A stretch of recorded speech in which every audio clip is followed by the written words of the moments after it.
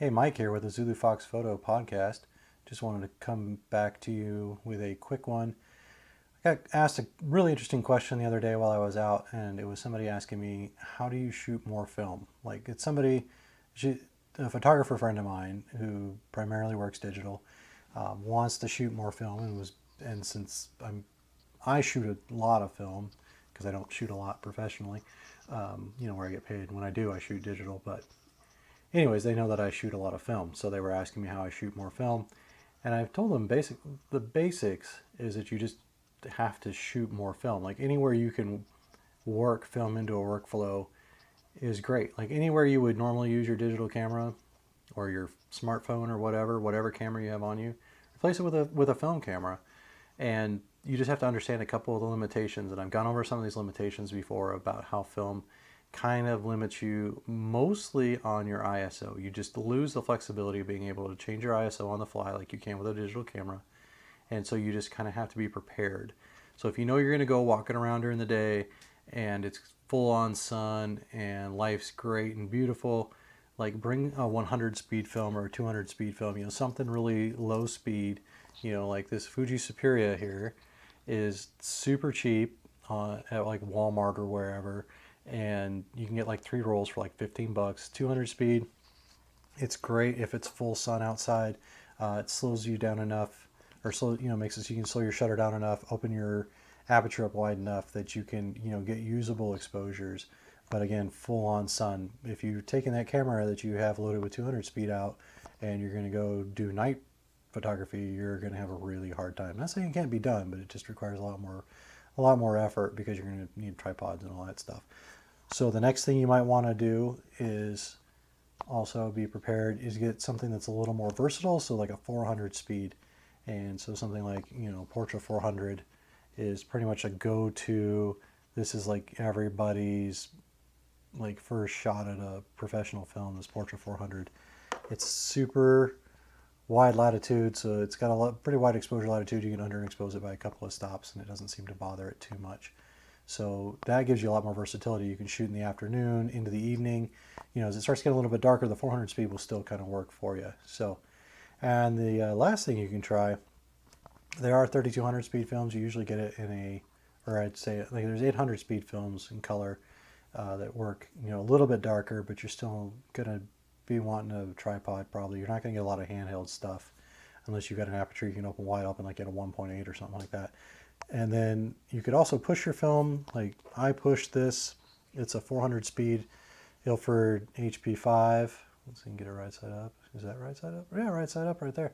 Ilford HP5 400, and I pushed that to about 1600, where that doesn't necessarily make it more sensitive to light, but it does give me a little more exposure latitude. I'm basically underexposing the film, so my darks get really dark. It makes it really contrast, but I can pull some of that highlight information out. It doesn't make the film more sensitive to light. It's still a 400 speed film, but shooting at 1600 gives me a little more versatility. You can get a 3200 speed film. I know in black and white you can get 3200 speed. Portra comes in an 800 if you want on the color side.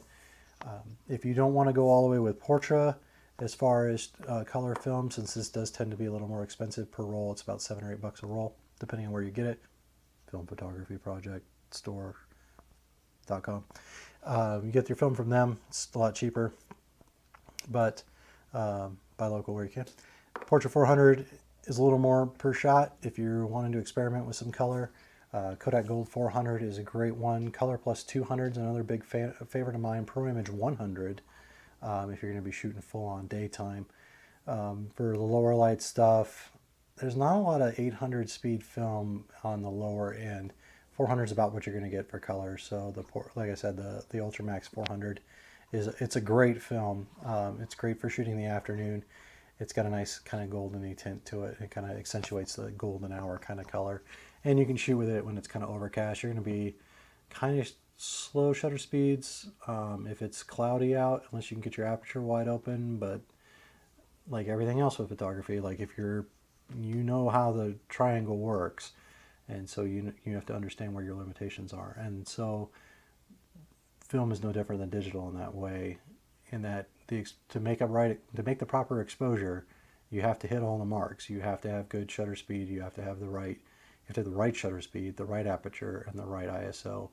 But where film is your limiting factor is that ISO. Like your ISO is your anchor, and you have to adjust your aperture and shutter based on that. So really going out and shooting film is no different than going out and shoot digital. So just grab a film camera. I would say if you're just starting out in film, keep some 400 speed film loaded in it, color or black and white, your choice. And just anywhere you would normally pull out your digital camera, your SLR, your mirrorless, your smartphone, take a film shot and, see what you come up with. And if you use those Ultra Maxes and the Superiors and Superia and stuff like that, your cost per shot's not that high. You have to remember too with film, like you didn't spend all the money on your camera, you're spending money on film versus digital where you spend all the money on the camera, you're not spending any money on film for the development. And you'll know when you get the shot, you'll get more comfortable with it. Film's not scary. Film is not unforgiving. Slide film's a little unforgiving, but you're probably not shooting that yet. And so just get out and shoot film. It's cheap. Like Superior is like $3 a roll, and then you pay $6 to get it developed somewhere or develop it yourself, which is not that hard. All I can say is, really, is you want to shoot more film, is you just got to get out and shoot more film. It's not scary. Don't be afraid of it. Film is not something that's like, ooh, super scary, whatever. It's just film. It's just shoot film. People have been shooting film for for about 100 years. Every wedding up till about 2001 was shot on film. Every graduation, every senior portrait shot, every birthday, everything was shot on film up until about 15, 20 years ago when everybody started making the switch to digital and the digital became more and more accepted. So more than likely there is more stuff documented on film than there is documented on digital. So just know that film has been trusted for a really long time. So if you want to trust your shot to it, trust your shot to it. You'll know you've got the shot. If you click your shutter on your digital camera and you're like, ooh, I know I nailed it, and you can look at it and see it and you're like, oh, I nailed it. Film, you just have to wait a little bit longer, but you'll know that you've got it. So, and sometimes you're disappointed because maybe it comes back and you were a little off focus or whatever, but shoot a newer film camera that's got autofocus. I've said that on a couple other podcasts. If you're a Canon shooter, you want to get into film real super cheap, get you a Rebel 2000, which is, you can pick them up on eBay for like $10. You can put your EOS lenses on it. So if you've got a digital, full frame digital, or even the crop center digitals that, as long as it's not an EFS lens, basically is what I'm trying to say. As long as you don't have an EFS lens, you can put it on a Canon Rebel for like $15. Run a roll of film through it, see what you think about it. You have full autofocus, you have full control, everything you'd ever want. You don't have to go get one of those old vintage cameras that are going to scare you. Same thing on the Nikon side. I've got like an N90S and an N80 sitting back here running, Nikon autofocus glass, 1.8D, 50 mil 1.8Ds. So if you're worried about that and you're worried about more about making the shot and less about the camera, there's plenty of options. I think I spent $50 total between those two cameras. I spent more on the lenses than I did on the camera. So deals are out there if you're looking. You don't have to get some ancient vintage all manual K1000 that's going to be kind of scary because you got to focus and spin your shutter dial and everything else. So make it easy. If you want to go shoot film, just make it easy. Get a little point and shoot. Point and shoots are great now. Everybody's buying them. They're kind of overpriced at the moment, or get a, what do you call them? The disposable cameras. You can still get disposable cameras. Go out and blast around with one of those. I wouldn't shoot somebody's wedding with it, but if you want to just get comfortable shooting film, that's a great way to do it. It's cheap. It's $6-7 for a camera. It might be more than that. I don't know. I haven't bought one in a long time. I shot a lot back in the day. And you're looking at development, $15. If you don't get it done locally, I can get it done locally if I don't feel like doing it myself. So that's a benefit I have. If you live in a bigger city, you can probably find somebody that's still developing film. And then there's like darkroom lab and stuff like that. You get your results back in a couple of days. It's not a big deal. Or you can let your film cans soak for a while. Not literally soak, but like I've got a roll of Ektachrome in here that's been sitting here for 6 or 7 months because I haven't sent it off to get it developed yet, and that's the one I can't do at home. So I'm kind of actually forgotten what's on that roll, so I'm kind of interested to see what I get back. So anyways, film. It's not scary. It's not hard. I've said it. If I've said it 100 times, I've said it 50 times. I've said it once. Film is not difficult. It's not scary. Your mom probably shot more film than you ever will. So just take that to heart and don't be afraid of it. Just get out and shoot it. If you want to shoot film, find a way to shoot film. And there's plenty of cheap, old, not even that old, SLR bodies that are, have all the same automatic controls that you are used to on a DSLR. And that's like I've said before, is a great entryway into film or get a point and shoot. So you give up some of the control, but you get a bit of easy use, and you can just go out and blast through some film and get comfortable with how film works. So shoot more film, and that's the way to shoot more film.